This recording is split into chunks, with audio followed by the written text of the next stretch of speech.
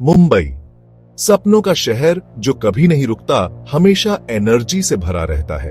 इसकी लोकल ट्रेनें लाखों लोगों को ले जाती हैं। इसकी सड़कें शोर, रंगों और स्ट्रीट फूड की खुशबू से जिंदा रहती हैं।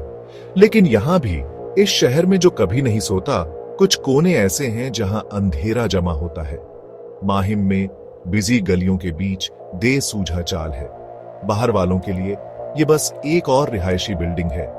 बच्चे खेल रहे हैं, कपड़े सूख रहे हैं, घर के खाने की खुशबू आ रही है। लेकिन जैसे ही शाम ढलती है, एक गहरी खामोशी छा जाती है। हंसी गायब हो जाती है और शहर की धड़कन जैसे रुक जाती है। हवा भारी हो जाती है, आम आवाजें कम हो जाती हैं। उनकी जगह एक चौकस खामोशी ले लेती है। यहाँ के लोग इस एहसास को अच्छी तरह जानते हैं। वे पीढ़ियों से इसके साथ रह रहे हैं। जब रात होती है तो बेसूझा चाल एक अलग कहानी का हिस्सा बन जाता है। एक ऐसी ट्रेजेडी जिसे भुलाया नहीं जा सकता। यह सिर्फ एक बिल्डिंग नहीं है, यह एक ऐसी जगह है जिसकी अपनी यादें हैं, दुखद और डरावनी दोनों। हमारी कहानी मुंबई की चमकदार रोशनी में नहीं, बल्कि बेसूझा चाल के गहरे होते साए में शुरू होती है। यहाँ जिंदा और मुर्दा के बीच की लाइन पतली लगती है। हर आहट, हर सरसराहट कुछ और हो सकती है। लाखों के शहर में भी कुछ आत्माएं भयानक रूप से अकेली होती हैं, और वह अकेलापन एक ऐसी मौजूदगी बना सकता है जिसे अनदेखा करना नामुमकिन है। बेसूझा चाल को परेशान करने वाली फुसफुसाहटों को समझने के लिए हमें लगभग एक सदी पीछे जाना होगा, जब मुंबई अभी भी बॉम्बे था। ब्रिटिश काल में बनी यह चाल वर्किंग क्लास परिवारों का घर थी, एक करीबी समुदाय जो एक आंगन के चारों ओर केंद्रित था। डिसूजा परिवार इस जगह का मालिक था, जो अपनी दयालुता के लिए जाना जाता था। केंद्र में मिसेज डिसूजा थीं, जिन्हें सभी प्यार करते थे। वह किराएदारों को परिवार की तरह मानती थीं, बीमार और संघर्ष कर रहे लोगों की मदद करती थीं। उनकी मौजूदगी आराम और सुरक्षा का स्रोत थी। चाल सिर्फ प्रॉपर्टी नहीं थी, यह उनका बड़ा परिवार था। निवासी उन्हें बहुत प्यार करते थे, किसी मजबूरी से नहीं, बल्कि सच्ची भावना से। यह इतिहास मायने रखता है, क्योंकि यहां भटकने वाली आत्मा कोई अजनबी नहीं है। डर दुख के साथ मिला हुआ है। उन्हें एक दयालु महिला की याद सताती है, जिसकी जिंदगी कम उम्र में खत्म हो गई थी। यह ट्रेजेडी पर्सनल है और दुख अविस्मरणीय है। यह इस प्रेत बाधा की नींव है। चाल में जिंदगी मिसेस डिसूजा की कोमल निगरानी में फल फूल रही थी।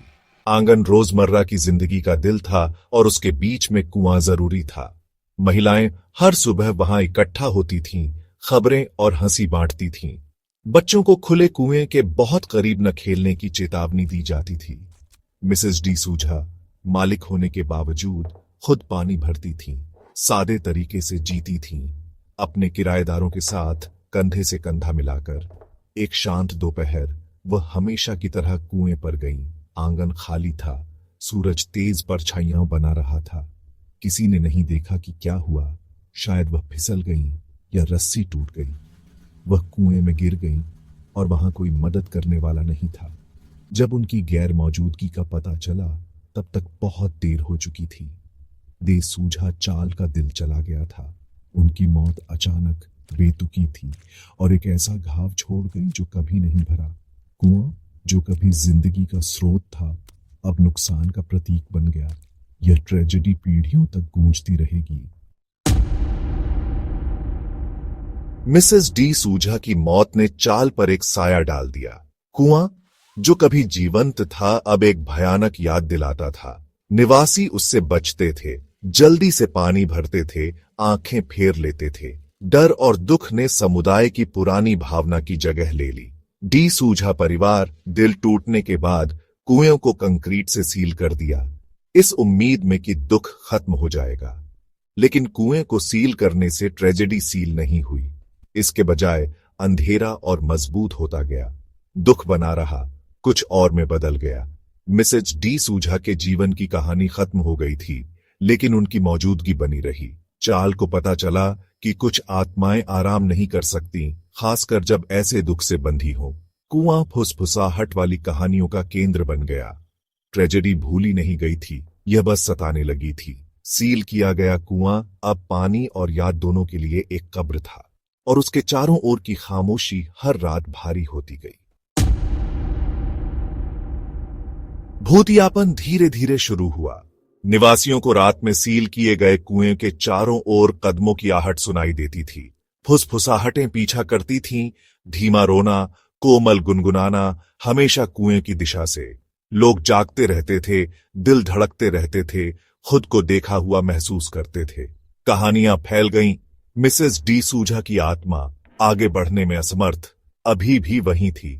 डर में दया का पुट था, एक दुखद भूत, कोई राक्षस नहीं। माताओं को उनके कंधों पर कोमल थपथपाहट महसूस होती थी, जैसे बच्चों को कुएं से दूर रखने की चेतावनी दी जा रही हो। ऐसा लगता था कि आत्मा दुखी भी थी और रक्षात्मक भी। आंगन, जो कभी सुरक्षित था, अब किसी अनदेखी चीज के लिए एक मंच जैसा लगता था। ये किंवदंती बढ़ती गई, डर को एक अजीब देखभाल की भावना के साथ मिलाते हुए। क्या आत्मा सिर्फ दुखी थी, या वह अभी भी अपने लोगों की देखभाल कर रही थी? हर रात के साथ रहस्य गहराता गया। फुसफुसाहटें जल्द ही दिखनी शुरू हो गईं। निवासियों ने रात में सील किए गए कुएं के चारों ओर एक सफेद साड़ी में एक महिला को चुपचाप घूमते देखा। वह कभी नहीं बोलती थी, किसी को नुकसान नहीं पहुंचाती थी, बस चलती थी। उसका रूप चमकता था और फिर गायब हो जाता था। वह कुएं की महिला के नाम से जानी जाने लगी। उनकी मौजूदगी डरावनी नहीं थी, बल्कि बहुत दुखद थी। दुख में फंसी एक आत्मा। दर्जनों लोगों ने उन्हें सालों से देखा है, उनकी कहानी पीढ़ियों से चली आ रही है। नए परिवारों को चेतावनी दी जाती है, अंधेरा होने के बाद आंगन में मत रुको। सबसे डरावनी कहानियां उनके चेहरे को धुंधला बताती हैं। उनकी हरकतें धीमी और दुखद होती हैं। वह अपनी ही दुनिया में खोई हुई लगती है, रात में पहरा देती है। गवाह हिल जाते हैं, नुकसान के डर से नहीं, बल्कि उनके दुख के भार से। कुएं की महिला एक किंवदंती और एक चेतावनी दोनों है। उनकी मौजूदगी एक ऐसी ट्रेजेडी की याद दिलाती है जो मिटने से इनकार करती है, और उनका दुख हर परछाई में बना रहता है। दशकों बाद भी कहानियां बनी हुई हैं। सील किया गया कुआं केंद्र बना हुआ है, सम्मानित, डरावना, बचा हुआ। नए किराएदार जो इतिहास से अनजान हैं, जल्द ही सच्चाई जान जाते हैं। पिछले साल रोहन, एक युवा सॉफ्टवेयर इंजीनियर, यहां रहने आया। उसने भूतिया कहानियों को खारिज कर दिया। जब तक एक रात देर तक काम करते हुए उसने सील किए गए कुएं से पानी के छींटे की आवाज सुनी। बाहर झांकते हुए उसने एक धुंधली आकृति देखी। एक महिला सिर झुकाए हुए रो रही थी। डर कर उसने अपनी खिड़की बंद कर ली। सो नहीं पाया। अगली सुबह एक बुजुर्ग पड़ोसी ने बस कहा, तुम मुझसे मिल चुके हो, वह अभी भी यहीं है। रोहन 1 महीने बाद चला गया। हर नए मुठभेड़ के साथ किंवदंती बढ़ती जाती है। कुएं की महिला सिर्फ एक कहानी नहीं है, वह एक मौजूदगी है जिसे वहां रहने वाले सभी लोग महसूस करते हैं।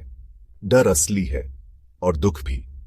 कुआं सील हो सकता है, लेकिन भूतियापन जिंदा है, और हर नया किराएदार कहानी में एक अध्याय जोड़ता है।